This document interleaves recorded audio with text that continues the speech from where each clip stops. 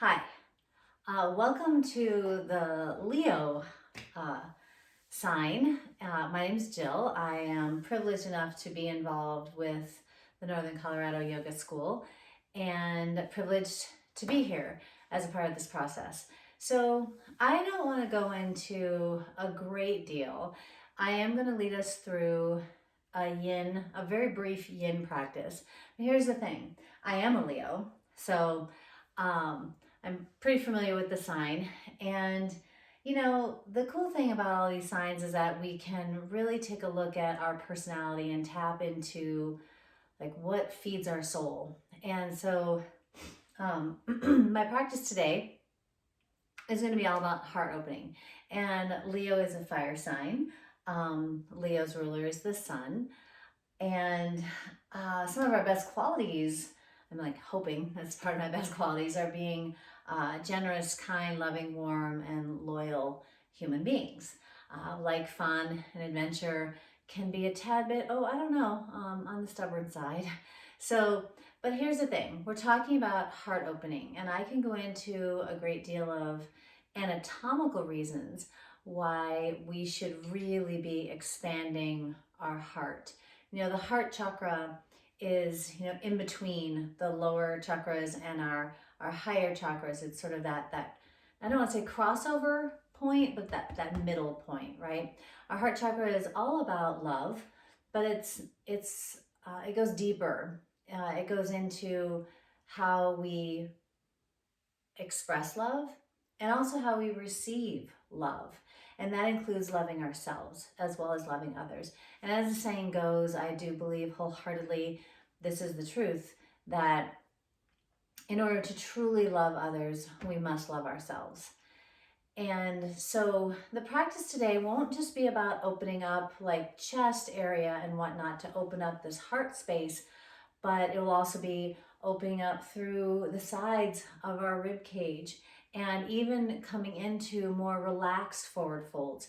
Anatomically speaking, so much of what we do pulls us forward, right? If we're sitting at a computer, if we're sitting in a car, if we're sitting slumped in our couch, which I know is comfortable, but slumped in our couch watching a show or just hanging out, whatever it is, so much of what we do has a tendency to round us in. It loads a lot of the muscles along our spine, of course, including our neck and our chin, which is continuously pressed forward and down and forward and down. So that all being said, it's so important for us to open up our heart space and so important for us to open up the front side of our body, because the front side is often the side that is collapsing in. So we're collapsing in our heart space.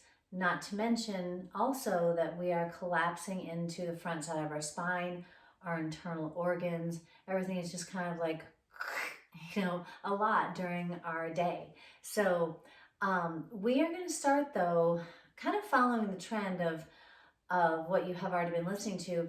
Moving our spine is so very important. And even though I'm sitting in a cross-legged position, you don't have to sit in a cross-legged position. In fact, a lot of us spend a lot of time sitting in a chair.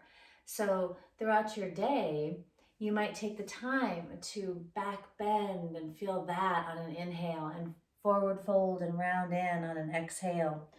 And as we gently twist to one side and twist to another side and side stretch our spine up and over, we can do all of this in a chair.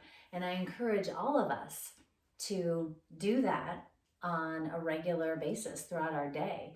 It brings more life, health, and vitality to our spine, which is in truth, is the altar of our practice. So in other words, the healthier our spine is, the healthier we are. So again, and you connect these movements to your breath, right? Think really, and you can do this with me. Think really deep inhale, open up through your chest. Maybe let your head fall back, shoulders back. Fully exhale, rounding in, tucking your chin in, curling in. And do that again. Inhale even deeper, come forward. Fully exhale and round in. Let's do that again. Breath in, inhale. Fully exhale, round in. Come back to a neutral spine for a moment. We're going to cross our left hand over, our right hand comes behind. Deep breath in, stay center. Fully exhale, twist. Keep your hands as they are. Breath in, come back to center, look forward. Breath out, twist. And again, center, big breath in, twist. Come back to center, stay neutral for a moment. Take another nice deep breath. Please to the other side. Breath in. Exhale as you twist. Breath in, center, neutral. Exhale, twist. One more time, breath in. Twist. Back to center. One of my favorites, I think Audrey mentioned this yesterday, the lateral side stretch, right? Take your right hand down, sweep up and over. Inhale. Exhale over. Back to center. Exhale over. One more time, really deep breath in and over. Back to center. Stay here for a breath. Other side, left hand down, up and over. Inhale. Exhale. Back to center. Over. Back to center. And over. Back to center. And we sit with maybe more of a neutral spine, or is what is called axillary extension. So really feeling, I mean, gosh, just doing those really brief movements for the past like 2.5 minutes or so, my spine feels better than it has all day. So we are going to start off with what's called banana asana. So I'm going to lay down and just show you this step by step. So laying down, hopefully you can totally see me here.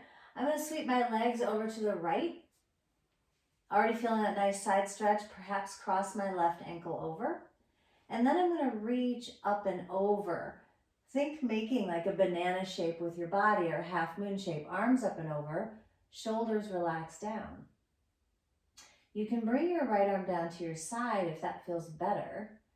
Make any variation. So go ahead and join me in this, please. And just really feeling that nice side body stretch. So fully inhaling into your left side. Fully exhaling and just relax. Breath in to expand. Breath out to relax. And go ahead and stay here for just a little bit. I'm not going to keep us here for too long, about another minute or so within these yin postures. So while you're staying in the posture and breathing deeply, it's an intentional or mindful breath. You're inhaling, expanding your left side, exhaling and just softening your body, okay? So we're really unsticking the internal and external intercostals that are in between our rib cage. And I won't go further into breaking down different muscle groups, but you're also creating more fluidity and mobility within your connective tissue. And since this is a little bit of more, it's a more of a yin practice and a brief yin practice at that, I'm really going to be talking about the energetic lines of the body. You know, we're stimulating lines of the body that are based on the meridian system of Chinese medicine and acupuncture. But you're also creating more fluidity. You're literally creating more moisture within the connective tissue. And I know some people don't necessarily like the word moisture, but you are really creating more moisture within your body. And who doesn't need that any time of year? And especially as we get older, we do get tighter. So I just want you to take another about 15 seconds here. Thinking inhale, expand. Exhale, relax. Let's take one more deep breath like that. Breath in. Let it go. I'm going to ask you to come back to center, right where we began. So arms down by your sides and just relax for a moment. And see if you can feel the difference side to side in your own body. And then we're going to sweep over to the other side. So let's start one step at a time. We sweep our legs over to the left. Maybe this is enough. Perhaps you want to cross your ankle over, your right ankle over. And then reach up and over. You're arcing your spine, right? So again, another lateral side stretch. You can also clasp your wrist or just let your arms extend. Try to relax your right shoulder down. We're not trying to round up onto our side. We're trying to get our hips down, our shoulders down, and just feel that sort of, that banana shape or half moon shape with your body. And intentionally breathe. So I said earlier, I'm only going to hold us in each posture, well, this posture anyway, for about 1.5 minutes on each side. Because there's 2 other postures that I want us to do, and there's so many great yin postures. But this one, again, think of it this way. When you expand your rib cage, you're also, and you're breathing deeply, right? Belly first, then your rib cage, then your chest, adding in that diaphragmatic breathing. I know Audrey talked about that too in her video in regards to like when children and babies sleep, it's easy, it's belly breath. And then as we get older, it changes and we draw our tummy in and up and we start to shallow breathe up high into our chest. But when you diaphragmatically breathe, the connective tissue of the diaphragm is also, it shares connective tissue with the pericardium, the sac around your heart. So it actually drops your heart down as you breathe deep. And as you breathe deep, you're slowing the pace or the rate of your heart down too, which is pretty awesome because we need both. We need times where we're really kicking it up and increasing cardiovascularly, and also times when we slow the pace down. So again here, let's take just a couple more deep breaths, really intentionally inhaling into our right side and softening with our exhale. Take one more really nice breath.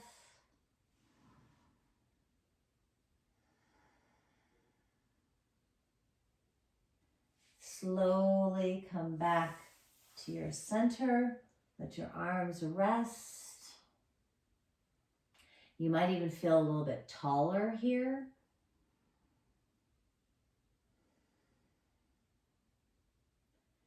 And then how I choose to do this is I might take a little counter pose of hugging my knees in, maybe drawing some circles. But then I'm going to roll over to my side and press up. Okay, so this next posture is one that I really believe like everyone in the world should be doing. And I do have yoga props here, but you can always use rolled up towels.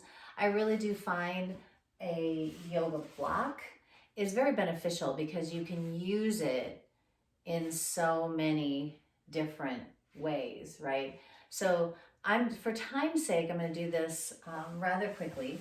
So I'm going to put a blanket down for my head, and I'm going to put a block on its lowest setting in between my shoulder blades, okay? And then I also happen to have another block. This is supported bridge pose, or excuse me, supported butterfly pose. So I'm going to put a block for my feet. What this does is changes the angles of my hips, which is kind of nice as you go to lie down. Remember, you can roll up a blanket or use a bolster here. And you want to get yourself situated so you're in a nice back bend. You can spread your arms out. Now, the main purpose here is to open up through your chest and through your shoulders. If you like feet together, knees apart, this can be a really nice inner thigh stretch, but you can also take and place your feet apart and let your knees fall together. Since this is that lower body is not the main focus, your chest and shoulders are your main focus. So we settle in. I like to bend my elbows because I really feel a nice stretch in my chest and in my shoulders. And that arc of your spine in your middle back, okay? So get yourself situated if you haven't already. I hope you have, because I know these videos are, somewhat brief, and it's just giving you like tools. The way I like to put it in other videos I've recorded is tools for your toolbox.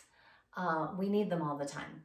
And the breath is the most important tool. So as you're lying back, and like I said, if a block is too sturdy, roll up a blanket or use a bolster. There's so many ways to use props.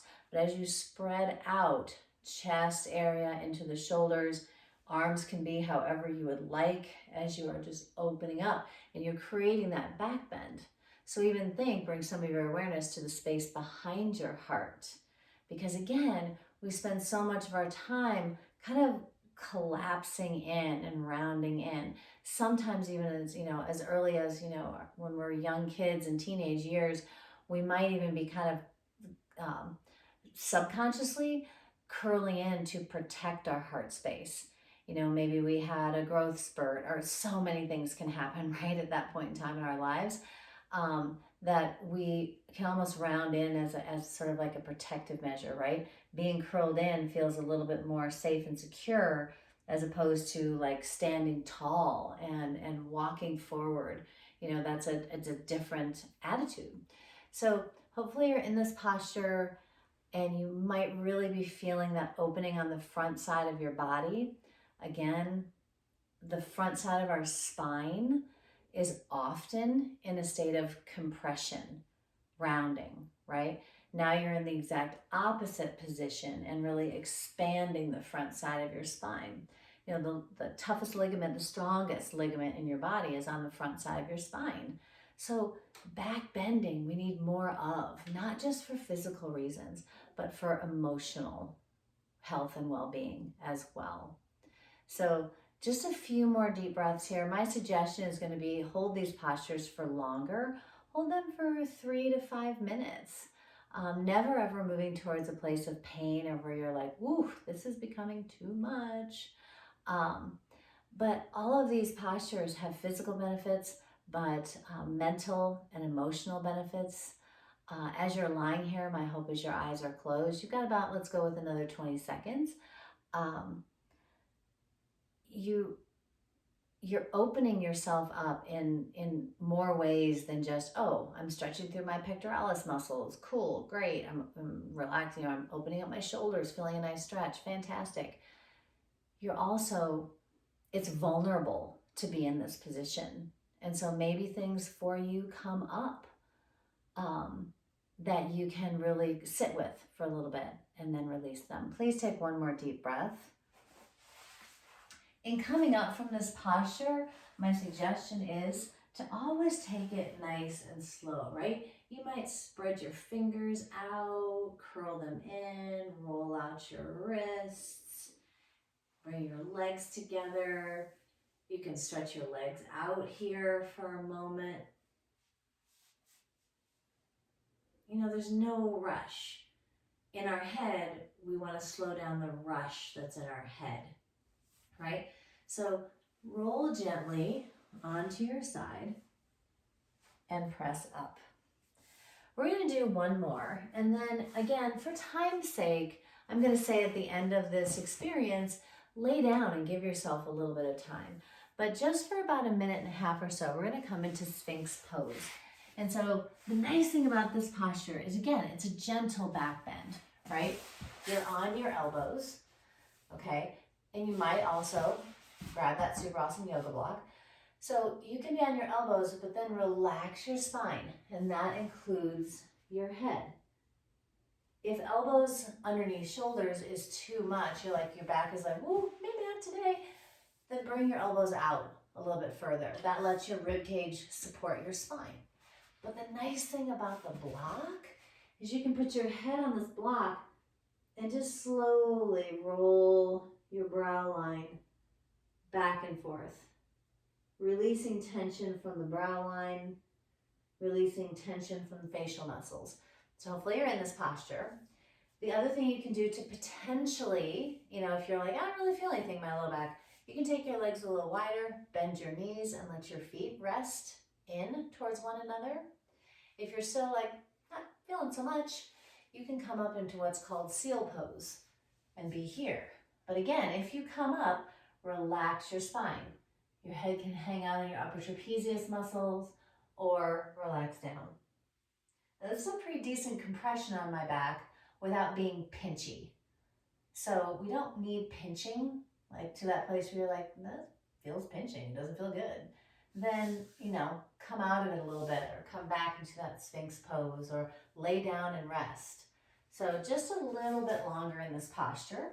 Because I will say this, if you sit all day long and then you find yourself in this Sphinx pose, your back might be like, whoa, wait a minute. I've been kind of in a forward fold for the past 6 hours, 8 hours, whatever. And now you want me to go in the exact opposite position. Honor what you feel. So please just take a couple more deep breaths here. Because the nice thing from relaxing from this posture, so take one more deep breath. The nice thing is just lay down. You can take a little passive neck rotation by taking your head to one side. If that does not feel good, put your head straight down. But you might take a few nice deep breaths in this prone shavasana position for as long as you like, and then you can rotate your head to the other side for as long as you like. And I will end with this. Wow, this went by really quick. I will end with this, that all zodiac signs are fascinating to me. It's such an interesting study. It's not my forte. But when we look at characteristics and qualities, we all have these beautiful traits and beautiful qualities. And sometimes we shelter them, sometimes we hide them, sometimes we just let life get too much in the way of them.